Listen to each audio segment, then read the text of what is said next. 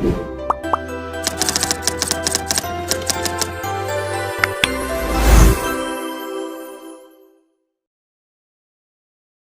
Sobat Digi, pada kali ini kita akan mempelajari bagaimana mengkonfigurasi metadata jenis data elemen. Pertama-tama tentu saja teman-teman perlu mengklik menu grid seperti biasa untuk mencari menu maintenance atau dengan cara mengetikkan kata kunci maintenance pada search bar. Kemudian teman-teman bisa klik pada menu maintenance dan nanti akan diarahkan ke dalam halaman pengkonfigurasian metadata. Kali ini kita akan mempelajari bagaimana caranya mengelola data elemen pada DHIS2. Jadi teman-teman bisa klik pada tab data elemen. Nanti akan ada 3 jenis isian yang perlu kita kelola. Yang pertama, data elemen itu sendiri. Kemudian yang kedua, data elemen group. Dan yang terakhir, data elemen group set. Kita akan coba ulas satu persatu. Yang pertama, data elemen. Secara harfiah, data elemen ini adalah kumpulan data yang nantinya akan menjadi unit terkecil dari suatu sistem pencatatan. Data elemen ini bersifat absolut atau masih mentah.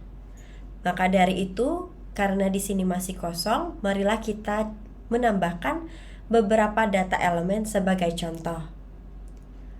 Teman-teman dapat melihat ada sebuah tombol plus yang terletak pada kanan bawah layar. Kita bisa klik tombol plus tersebut untuk menambahkan data elemen. Isian dari data elemen yang perlu dan wajib kita isi antara lain nama data elemen, short name data elemen, domain type, value type, aggregation type, category combination. Selebihnya itu bisa ditinggalkan secara default.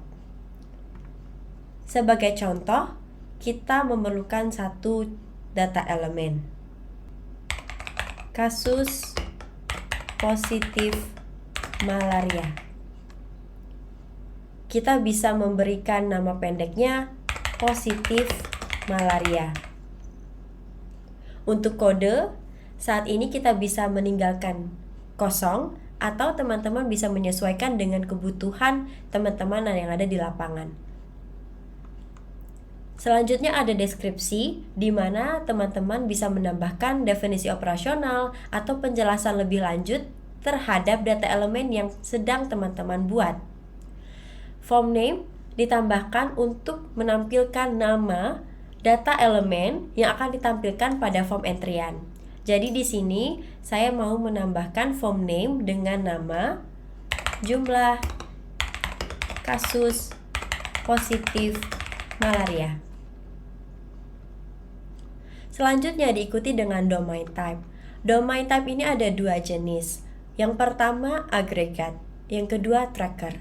Perbedaannya adalah untuk data elemen yang bersifat agregat akan mengumpulkan data-data yang hanya bersifat agregat saja. Berbeda dengan jika kita memilih yang tipe tracker, maka data-data yang kita kumpulkan ini nanti akan mengumpulkan data-data individual atau by event. Pada saat ini kita akan mempelajari bagaimana cara penambahan data elemen yang sifatnya agregat. Jadi kita memilih tipe domain type-nya adalah agregat. Selanjutnya diikuti dengan value type atau tipe dari nilai data elemen kita. Ada beragam jenis value type untuk suatu data elemen.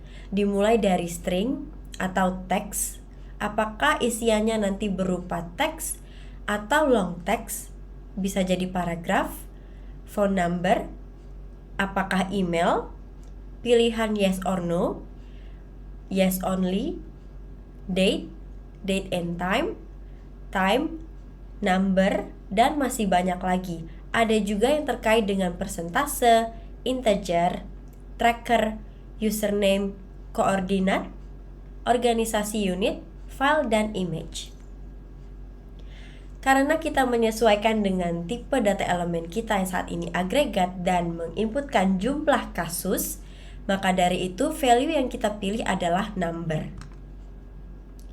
Kemudian kita akan dihadapi dengan aggregation type, di mana aggregation type-nya itu adalah bagaimana kita mau merangkum data yang ada di sistem kita secara organisasi unit, apakah dia mau dijumlahkan, di rata-rata, less value, di counting, star deviasi, variance, min max, atau tidak ada sama sekali.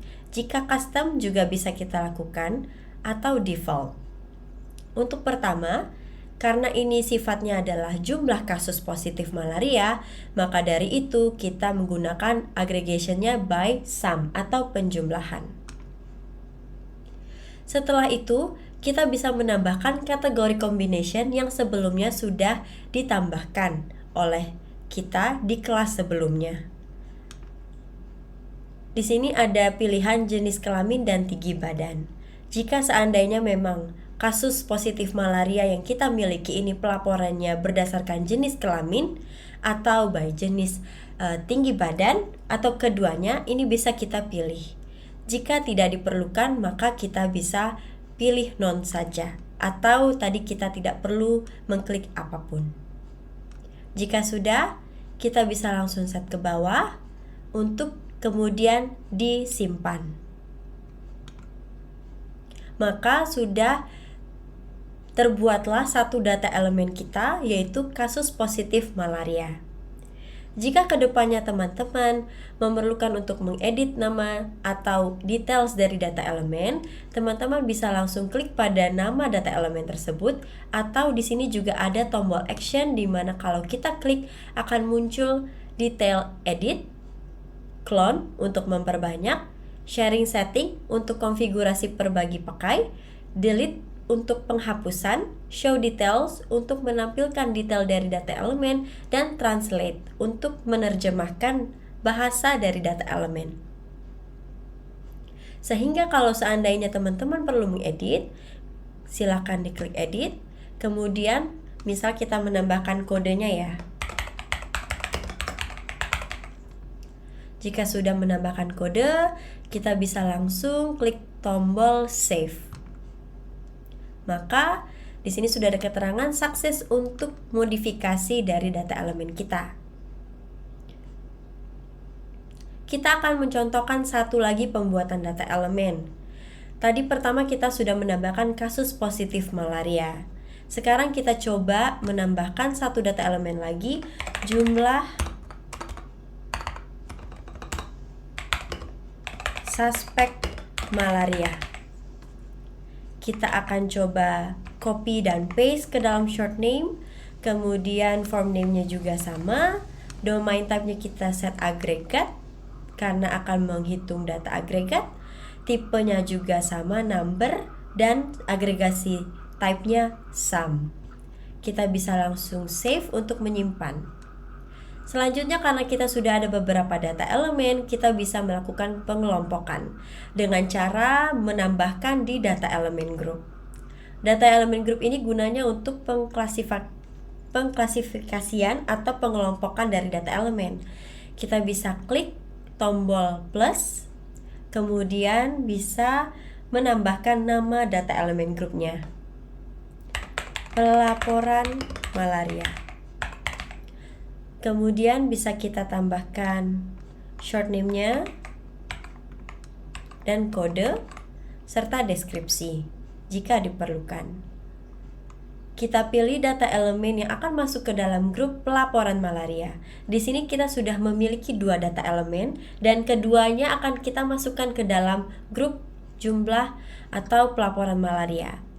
Caranya kita bisa mengklik 2 kali pada data elemen yang akan kita pindahkan, atau bisa dengan cara klik sekali, kemudian teman-teman bisa mengklik tombol panah yang ke arah kanan.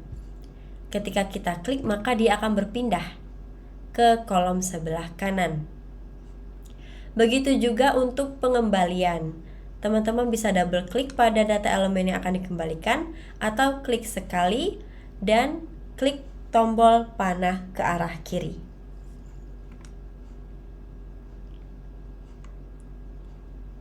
Jika seluruh data elemen ini yang akan dikumpulkan dan dipindahkan ke sebelah kanan, teman-teman ada shortcut di sini dengan button Assign All to Data Element. Ketika kita klik sekali, dia akan memindahkan keseluruhan data elemen yang sebelumnya sudah dibuatkan di DHIS2. Setelah itu kita bisa simpan. Untuk data elemen group sendiri juga sama, pengelolaannya bisa kita edit, clone, sharing setting, detail, show detail, dan translate. Mungkin cukup sekian untuk kelas data elemen. Kita bertemu lagi di kelas selanjutnya. Terima kasih.